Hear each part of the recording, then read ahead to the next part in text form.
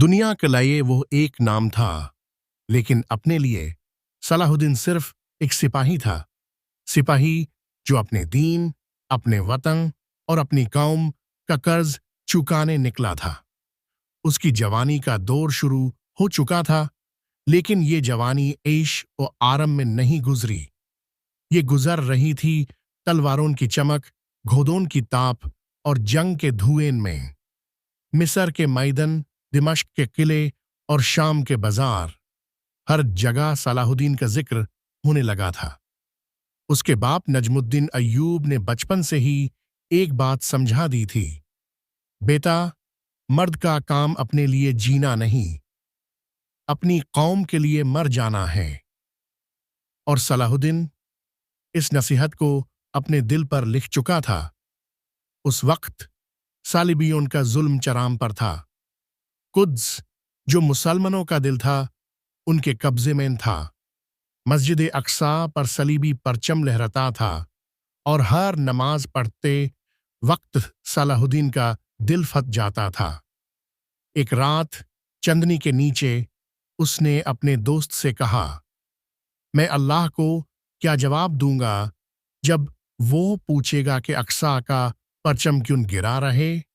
ये जज्बा, ये आग यूज चैन नहीं लेने देती थी। लेकिन उस वक्त सलाहुद्दीन सिर्फ एक सरदार का सिपाही था। उसके पास ताज नहीं था, कुर्सी नहीं थी, सिर्फ ईमान था। वो अपने उस्ताद नूरुद्दीन जंगी के साये में था और उन्हीं की फौज में लड़ता था। जंग का एक वाकया ऐसा था जो हमेशा के लिए उसकी सोच बदल गया। मिस्र की तरफ से एक बहुत बड़ा सलीबी लश्कर आया। रात का वक्त था और दुश्मन के खेमे इतने रोशन थे जैसे चंद जमीन पर आ गया हो। सलाहुद्दीन ने अपने साथी से कहा, रात अंधेरी होती है ताकि मर्द अपने दर से चुप सके, मगर यह रात मेरे लिए अल्लाह की पुकार है।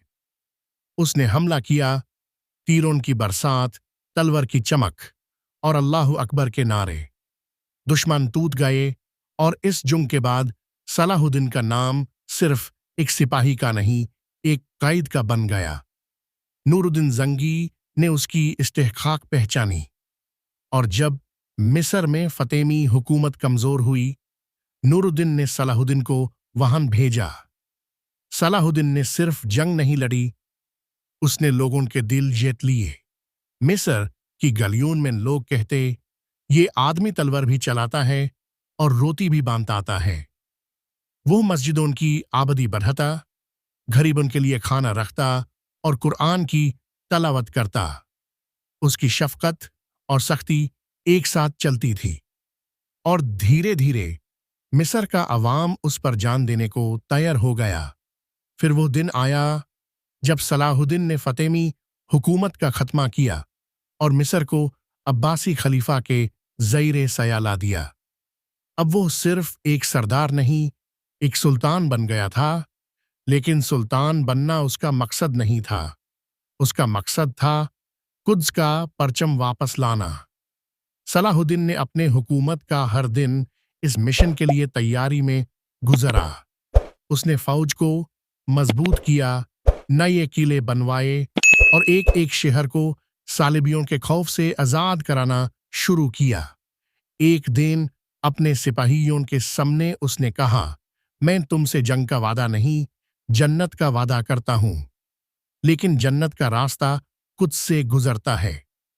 ये अल्फाज सिपाहियों के दिल में बिजली की तरह गिरते और हर आदमी तैयार होता कि अपना खून इस रास्ते पर बहा दे। जंग पे जंग होती रही, कभी जीत, कभी शिकस्त, लेकिन सलाहुद्दीन कभी नहीं थका। उसने कभी कुद्स का सपना छोड़ा नहीं।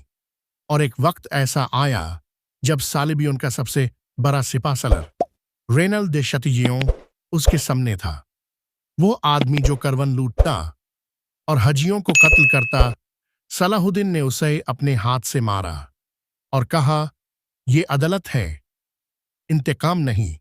ये था सलाहुद्दीन का फार्क। वो तलवार भी चलाता और इंसाफ भी करता। काहिरा से शाम اور شام سے حتن تک اس کا سفر اب اپنے انجام کے قریب تھا، اور اب قدس صرف ایک سپنا نہیں، ایک حقیقت بننے والا تھا۔ لیکن یہ کیسا انجام تھا؟